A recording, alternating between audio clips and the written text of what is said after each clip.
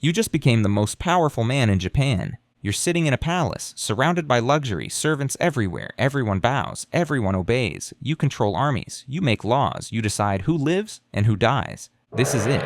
You made it. Ultimate power, ultimate status, everything you ever wanted. Except you can't leave. You can't trust anyone. And approximately 47 people are currently plotting to kill you. Maybe more. You stopped counting after you ran out of fingers. Welcome to being Shogun, a military dictator of Japan, where you have absolute power over everyone except the one thing that matters most, your own life. You're the most powerful prisoner in history, and your cell is a palace. Let's be clear about how you got here, because became Shogun makes it sound like you applied for a job. You didn't. You survived. That's how you became Shogun. You survived a multi-generational bloodbath of civil wars, betrayals, and political maneuvering so complex it makes Game of Thrones look like a children's pop-up book about friendship. You were born into a powerful daimyo family, regional warlords. Your father controlled provinces, had armies, made alliances, fought wars. You grew up watching politics and violence merge into one continuous survival game where losing meant actual game over. You were trained from childhood, military strategy, swordsmanship, poetry, yes, poetry, because describing your enemy's death in beautiful haiku format is peak flex. You are also trained in tea ceremony and calligraphy. Everything a leader needs to command respect and also kill people efficiently.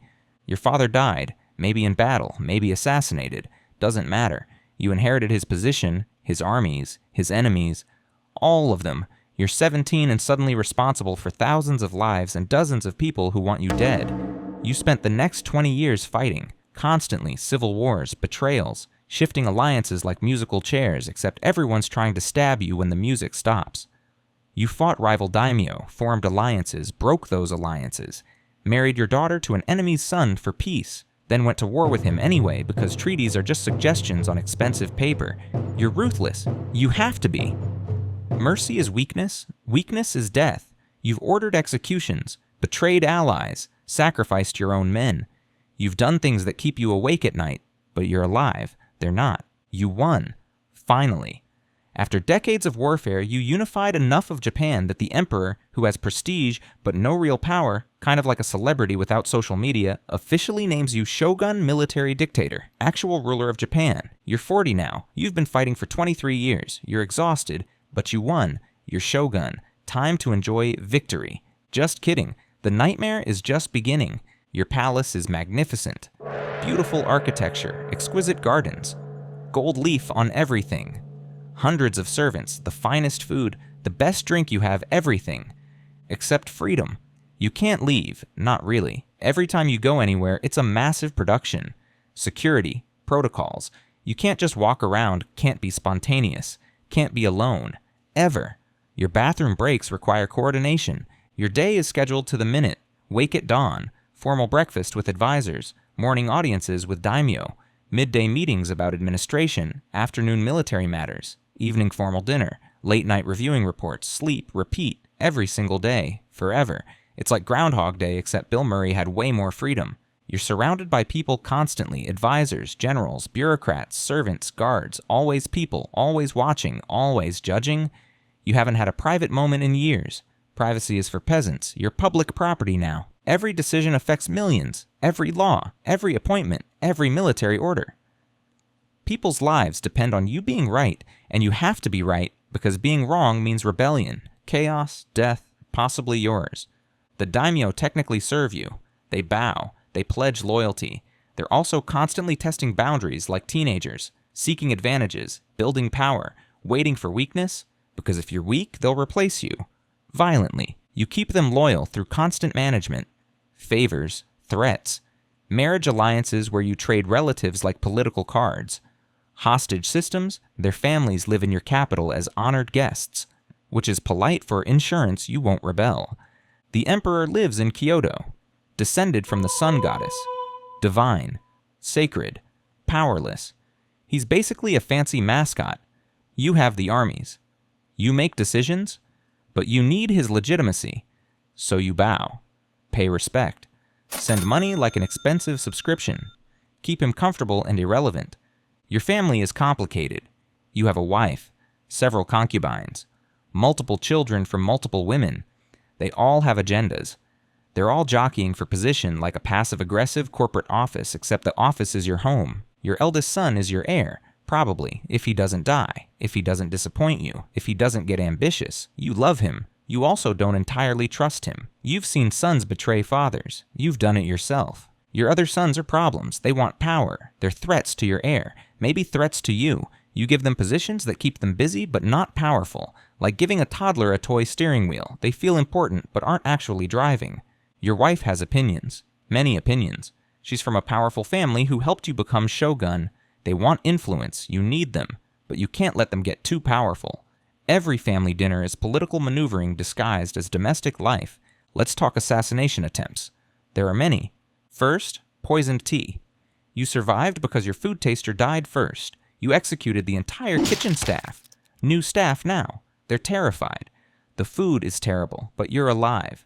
Second, assassin in your bedroom. Got past security somehow. You woke to someone with a blade. Your guard killed him. You investigated everyone, found the traitor, had him and his family executed. Third, rebellion by a daimyo who thought he should be shogun. You crushed it, his army defeated, his castle destroyed, his family executed, his name erased. He never existed. You've stopped counting attempts. They're routine now. Occupational hazard. You sleep lightly, trust no one, multiple guards, secret escape routes, backup plans for backup plans. You're alive because you're paranoid. The non-paranoid shoguns are dead. The stress is constant, crushing, like a weighted blanket made of anxiety. You can't show it. Showing stress is weakness. Weakness invites attack. So you're calm, always calm, while internally calculating threats and wondering which smile is hiding a knife. You have hobbies, supposedly. You practice tea ceremony. It's meditative, except other powerful people attend. So it's politics. Everything is politics. There's no escape. You write poetry about nature, seasons, cherry blossoms falling. Very metaphorical. You're writing about death, your own. Everyone knows it. Nobody mentions it. You practice sword fighting. You're skilled. You have to be. You train with masters. You win, always, because they let you win, because you're shogun. You know, they know, you know, nobody mentions it. You're 50 now, 10 years as shogun, constant stress, constant threats. You're exhausted. You have stress lines that have stress lines. You want to retire. You can't. Retired shoguns get assassinated by successors. You're shogun until you die. That's the deal. Your health is declining. Stress is killing you. Stomach problems, headaches, poor sleep. You're aging faster than normal people. Power is consuming you like a slow, luxurious vampire. Your heir is ready. Mostly, he's trained, competent. He'll probably be fine, unless he gets assassinated, or betrayed, or outmaneuvered. You've done everything to prepare him. It won't be enough. It's never enough. You're writing your death poem. Tradition. Shoguns accept death with grace. Yours is about cherry blossoms. Very traditional. You're not afraid of death. You're exhausted. Death is retirement. You're dying. You know it. Everyone knows it. Nobody says it. You're surrounded by family, advisors. They're witnessing, confirming, already calculating positions in the new administration. You're not dead yet, and they're already doing math. Your last thought is relief. You're done. Your son's problem now. Good luck. You die at 53, shogun for 13 years. You unified Japan, established laws, built infrastructure. Your legacy is real, but you are also a prisoner. The most powerful prisoner in Japan. You had everything except freedom. Everything except peace.